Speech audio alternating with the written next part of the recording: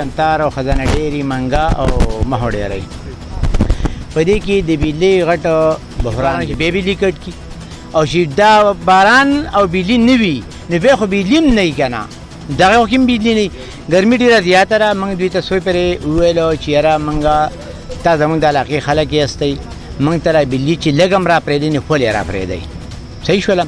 باقي موږ چې داخلي کمې کوو نو زموږ په داخلي شپږ میاشتې لګي په میټر باندې. نو خامخا به یو سړی کونډه اچوي چې میټر نه لګي کونډه خو به خامخا اچوي.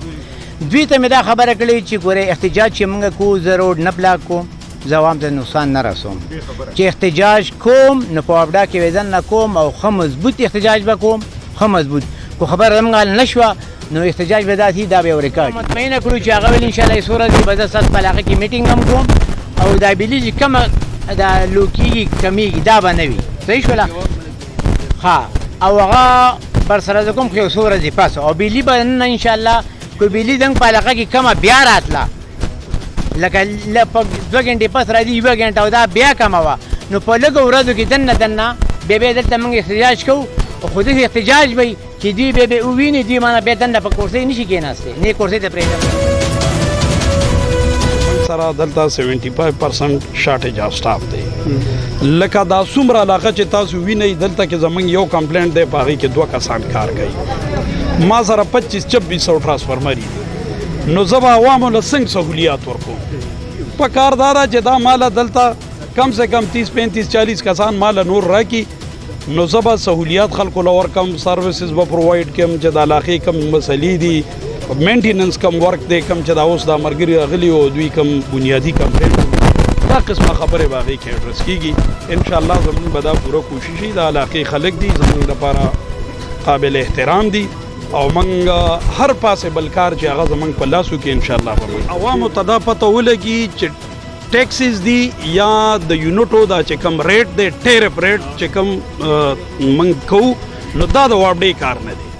په دې د عوام ځان پوهېږي چې دې دپاره یو اداره جوړه شوې ده نیپرا چې هغه د دې اسسمنټ کوي چې یاره دا بجلۍ ریټ موږ دا که موږ ته دومره لاسز دي. نمبر 1 څنګه چې د آیل اینډ ګیس دپاره اوګرا یو ډپارټمنټ دی او د هغې د قیمتونو تعین کېږي دغه شان د بجلۍ دپاره نیپرا ده. هغه چې کوم د هغوی اسسمنټ وکړي هغه هغوی بره ولیږي د هر حکومت چې په هغه ټیم کې کومه کابینه وي هغې ته یې ولیږي منظورۍ دپاره. هغه حکومت چې کوم دی د حکومت کیبنټ هغه باقاعده منظور کړي او بیا راشي بیا ریټونه د بیلو په بیلونو کې ولګي. نو عوامو ته زما دا درخواست دی چې په دې کې د وابډې هېڅ عمل دخل نشته. منګه دلته که ناست یو موږ تاسو له سروسز د ډیمونو ضرورت دی دلته د ګریډونو ضرورت دی دا عوامي نمایندګان خپل راونیسئ او دوی ته ووایي چې بهی ډیمز جوړ کړئ ارزانه بجلي پیدا کړئ ورسره سره ګریډونه جوړ کړئ چې دا پیډري اورلوډ دي چې دا مسایل آبادي ډېره په تیزۍ سره روانه ده. دغه په بنیاد باندې موږ ته دلته د ګریډ ضرورت دی چې نوي پیډري وشي او دا چې کوم ان انټرپټر سیسټم دی چې دا موږ کنوي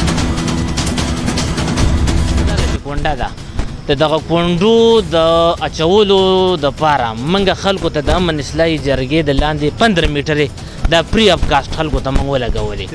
نور موږ مستقبل کې اراده لرو خو زموږ د وابډا اعلی حکامو نه دا مطالبه ده چې د دې دا کوم پروسس دی د میټر دې کې د موږ سره دوی تعاون وکړي دا د موږ ته لږ اسان کړي. لکه مطلب چا باندې ایریر دی لاک دی یو نیم لاک دی بس هغه دې ورته یا ماپ کړي یا دې بس په هغې باندې بل میټر ولګي. مطلب و دغې دپاره موږ انشاءالله د 50 نور میټرو اراده لرو. نن موږ راغلي وو وابډا والم یو میسج ورکړو دې نه میاشت مخکې دوی سره موږ مذاکرات کړي دوی موږ ته وویلې چې بهی تاسو ته به لوډ شیډنګ موږ په شیډیول باندې کوو خو هغه کار ونه شو. نن دوی دپاره بیا دا یو اخري واننګ دی. دوی نن وایي چې یاره موږ به دا لاسزم ختم کو دا چې کوم بجلی شارټیج دی دا به هم سیټ شي که نه خو که بیا هم ونه شو نو بیا موږ ټوله علاقه ځان سره راولو په وابډا کې چې هر څومره نقصان وشو نو دې به د وابډا والا ذمهواري